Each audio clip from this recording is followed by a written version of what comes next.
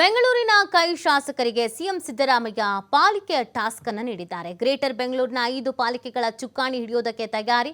GBA ಚುನಾವಣೆ ಮೇಲೆ ಗಮನ ಕೇಂದ್ರೀಕರಿಸೋಕೆ ಸಿಎಂ ತಾಕೀತು. ನಿನ್ನೆ ಬೆಂಗಳೂರಿನ ಕಾಂಗ್ರೆಸ್ ಶಾಸಕರ ಜೊತೆಗೆ ಸಿಎಂ ಸಭೆ.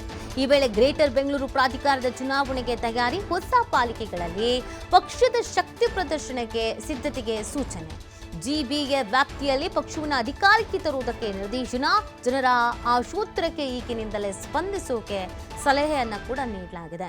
ಹೊಸ ಆಕಾಂಕ್ಷಿಗಳ ಜೊತೆಗೆ ಪಾಲಿಕೆಯ ಮಾಜಿ ಸದಸ್ಯರ ಜೊತೆಗೆ ಚರ್ಚಿಸಿ ಎಲ್ಲರಿಂದ ಸಮಗ್ರ ಮಾಹಿತಿ ಪಡೆಯಿರಿ ಅಂತ ಸೂಚನೆಯನ್ನು ನೀಡಿರುವಂಥದ್ದು ಸಿಎಂ. ದಸರಾ ಬಳಿಕ ಹೊಸ ಪಾಲಿಕೆ ವ್ಯಾಪ್ತಿಯಲ್ಲಿ ಪ್ರವಾಸಕ್ಕೆ ಸೂಚನೆಯನ್ನು ಕೂಡ ನೀಡಲಾಗಿದೆ.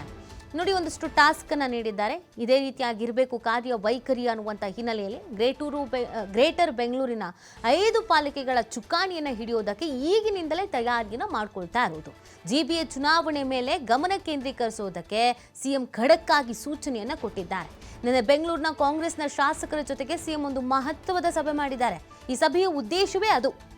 ಗ್ರೇಟರ್ ಬೆಂಗಳೂರು ಪ್ರಾಧಿಕಾರದ ಚುನಾವಣೆಗೆ ತಯಾರಿ ಹೇಗಿರಬೇಕು, ಯಾವ ರೀತಿಯಾಗಿ ಜನರ ಗಮನ ಸೆಳೆಬೇಕು, ಜನರ ಜೊತೆಗೆ ಉತ್ತಮ ಬಾಂಧವ್ಯವನ್ನು ಹೊಂದಿರಬೇಕು, ಹೊಸ ಪಾಲಿಕೆಗಳಲ್ಲಿ ಪಕ್ಷದ ಶಕ್ತಿ ಪ್ರದರ್ಶನಕ್ಕೆ ನಾವು ಏನೇನು ಪ್ಲಾನ್ ಮಾಡ್ಕೊಳ್ಬೇಕು, ಈ ಎಲ್ಲದರ ಬಗ್ಗೆಯೂ ಕೂಡ ಸಲಹೆ ಸೂಚನೆಗಳನ್ನು ನೀಡಿದ್ದಾರೆ. ಜಿಬಿಎ ವ್ಯಾಪ್ತಿಯಲ್ಲಿ ಪಕ್ಷವನ್ನು ಅಧಿಕಾರಕ್ಕೆ ತರುವುದಕ್ಕೆ ನಿರ್ದೇಶನ ನೀಡಲಾಗಿದೆ. ಜನರ ಆಶೋತ್ತರಕ್ಕೆ ಈಗಿನಿಂದಲೇ ಸ್ಪಂದಿಸೋಕೆ ಸಲಹೆಯನ್ನು ಕೂಡ ನೀಡಿರುವಂಥದ್ದು. ಹೊಸ ಆಕಾಂಕ್ಷಿಗಳ ಜೊತೆಗೆ ಪಾಲಿಕೆಯ ಮಾಜಿ ಸದಸ್ಯರ ಜೊತೆ ಚರ್ಚಿಸಿ ಎಲ್ಲರಿಂದ ಸಮಗ್ರ ಮಾಹಿತಿಯನ್ನು ಪಡೆಯಿರಿ ಅಂತ ಖಡಕ್ಕಾಗಿ ಸೂಚಿಸಿದ್ದಾರೆ. ದಸರಾ ಬಳಿಕ ಹೊಸ ಪಾಲಿಕೆ ವ್ಯಾಪ್ತಿಯಲ್ಲಿ ಪ್ರವಾಸಕ್ಕೆ ಕೂಡ ಸೂಚನೆಯನ್ನು ನೀಡಿದ್ದಾರೆ.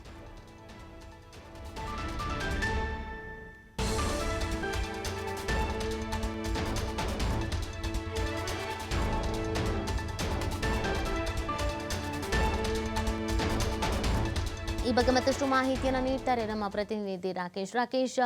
ಜಿಬಿಎ ಚುನಾವಣೆ ಮೇಲೆ ಸಿಎಂ ಕೇಂದ್ರೀಕರಿಸ್ತಾ ಇದ್ದಾರೆ. ಒಂದಷ್ಟು ಸಲಹೆ ಸೂಚನೆಗಳನ್ನು ನೀಡಿದ್ದಾರೆ ಅನ್ನೋದ್ರ ಬಗ್ಗೆ ಮಾಹಿತಿ ಸಿಗ್ತಾ ಇದೆ. ಯಾವ ರೀತಿಯಾಗಿ ಮಹತ್ವ ಪಡ್ಕೊಂಡಿತ್ತು ಈ ಸಭೆ? ನೀತಿ ಬೆಂಗಳೂರಿನ ಅಂದ್ರೆ ಹೊಸ ಗ್ರೇಟರ್ ಬೆಂಗಳೂರು ರಚನೆಯಾದ ಬಳಿಕ ಅದಕ್ಕೆ ಅಗತ್ಯವಾದಂತಹ ತಯಾರಿಯನ್ನು ಮಾಡಿಕೊಳ್ಳೋದರ ಜೊತೆಗೆ ಚುನಾವಣೆಗೆ ಸಂಬಂಧಪಟ್ಟಂತ ತಯಾರಿಯನ್ನ ಮಾಡ್ಕೊಳ್ಬೇಕು ಅನ್ನುವಂತ ನಿಟ್ಟಿನಲ್ಲಿ ನಿರ್ದೇಶನವನ್ನ ಮುಖ್ಯಮಂತ್ರಿಗಳು ಬೆಂಗಳೂರಿನ ಶಾಸಕರುಗಳಿಗೆ ನೀಡಿದ್ದಾರೆ. ತಮ್ಮ ಪಕ್ಷದ ಶಾಸಕರ ಸಭೆಯನ್ನ ನಿನ್ನೆ ನಡೆಸಿದಂತ ಮುಖ್ಯಮಂತ್ರಿಗಳು ಈ ವೇಳೆ ಮುಂದಿನ ಚುನಾವಣೆಯನ್ನ ಕೇಂದ್ರೀಕೃತಗೊಳಿಸಿದಂತೆ ಪಕ್ಷವನ್ನ ಹೊಸ ಪಾಲಿಕೆಗಳಲ್ಲಿ ಅಧಿಕಾರಕ್ಕೆ ತರುವತ್ತ ಗಮನ ಕೇಂದ್ರೀಕರಿಸಿ ಅನ್ನುವಂತ ಮಾಹಿತಿಯನ್ನು ಹೇಳಿದ್ದಾರೆ.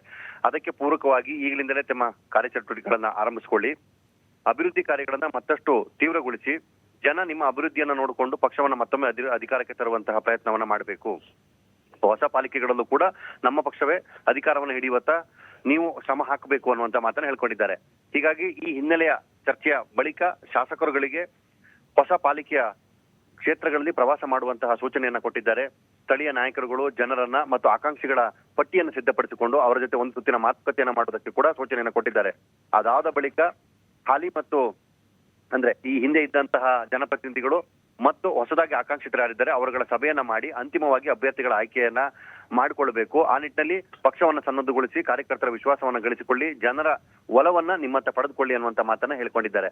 ಇವೆಲ್ಲವನ್ನ ಕಾರ್ಯಗತಗೊಂಡಿಕೊಂಡ್ರೆ ಮಾತ್ರ ನಮ್ಮ ಪಕ್ಷಕ್ಕೆ ಬೆಂಗಳೂರಿನಲ್ಲಿ ನೆಲೆ ಸಿಗುತ್ತೆ. ಬೆಂಗಳೂರಿನಲ್ಲಿ ನಾವು ಪಕ್ಷವನ್ನ ಬಲಪಡಿಸಿದ್ರೆ ರಾಜ್ಯಾದ್ಯಂತ ನಮ್ಮ ಅಭಿವೃದ್ಧಿ ಕಾರ್ಯಗಳನ್ನ ಮತ್ತಷ್ಟು ವಿಸ್ತರಿಸೋದಕ್ಕೆ ಸಾಧ್ಯವಾಗುತ್ತೆ ಅನ್ನುವಂತ ಮಾತನ್ನ ಹೇಳ್ಕೊಂಡಿದ್ದಾರೆ.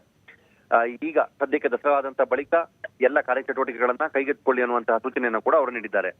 ಒಟ್ಟಾರೆ ಬೆಂಗಳೂರಿನ ಅಭಿವೃದ್ಧಿಯನ್ನ ದೃಷ್ಟಿಕೋನದಲ್ಲಿಟ್ಟುಕೊಂಡು ಹಾಗೆ ಇದನ್ನ ಕೇಂದ್ರ ಪ್ರದೇಶವನ್ನಾಗಿಟ್ಟುಕೊಂಡೇ ರಾಜ್ಯದ ಆಡಳಿತವನ್ನ ಇನ್ನಷ್ಟು ಬಲಪಡಿಸಬೇಕು, ಪಕ್ಷವನ್ನು ಕೂಡ ಗಟ್ಟಿಗೊಳಿಸಬೇಕು ಅನ್ನುವಂತ ನಿಟ್ಟಿನಲ್ಲಿ ಮುಖ್ಯಮಂತ್ರಿಗಳು ಈ ಸೂಚನೆಯನ್ನು ಕೊಟ್ಟಿದ್ದಾರೆ. ಇದು ವಿಪಕ್ಷದ ನಿದ್ದೆಗೆಡಿಸುವಂತಹ ವಾತಾವರಣವನ್ನ ನಿರ್ಮಾಣ ಮಾಡ್ತಾ ಇದೆ. ನೀತಿ. ಓಕೆ, ಥ್ಯಾಂಕ್ ಯು ರಾಕೇಶ್, ತಮ್ಮ ಡೀಟೇಲ್ಸ್ಗಾಗಿ.